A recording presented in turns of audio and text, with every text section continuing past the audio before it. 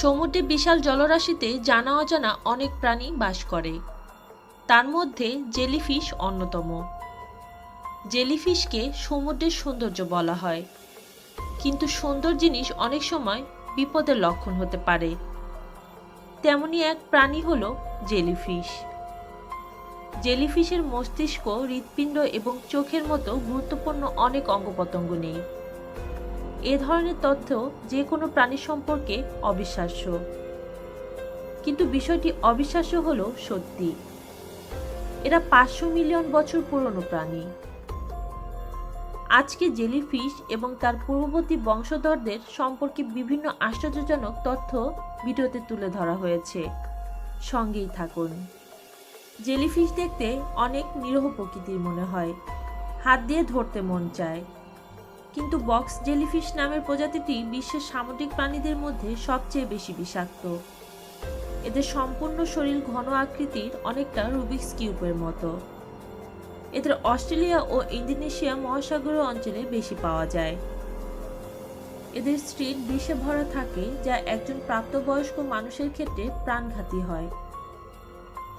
মানুষের শরীরে শতকরা 60% জল থাকে, কিন্তু এদের ক্ষেত্রে কিছুটা ব্যতিক্রম হয়। এদের ক্ষেত্রে দেখা যায় সম্পূর্ণ শরীরে প্রোটিন ও স্নায়ুতন্ত্রের মাত্রা শতকরা 5% জায়গা দখল করে থাকে। বাকি 95%ই পানি থাকে এদের শরীরে। এদের নামের মধ্যে ফিশ থাকলেও এরা আসলে মাছ না।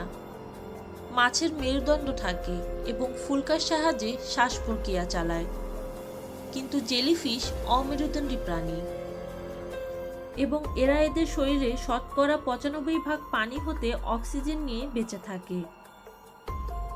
এক প্রজাতির জেলিফিশ আছে যেগুলো সহজে মরে না, বরং এরা নিজেদের রূপান্তর করতে পারে।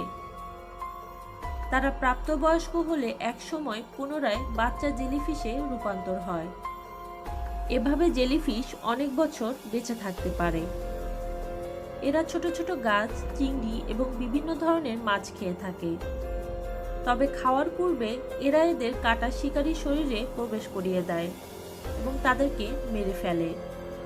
মেরে ফেলার পরে এরা তাদেরকে খাদ্য হিসেবে গ্রহণ করে থাকে।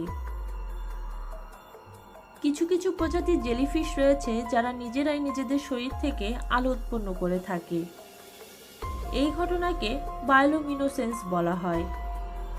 এতে এদের সৌন্দর্য দ্বিগুণ বৃদ্ধি পায়। বন্ধুরা, ভিডিওটি আজ এই পর্যন্তই। সামুদ্রিক প্রাণী এবং পৃথিবী সম্পর্কে জানা অজানা তথ্যগুলো জানতে আমাদের চ্যানেলটি সাবস্ক্রাইব করে পাশে থাকা বেল আইকনটি বাজিয়ে দিন। ধন্যবাদ।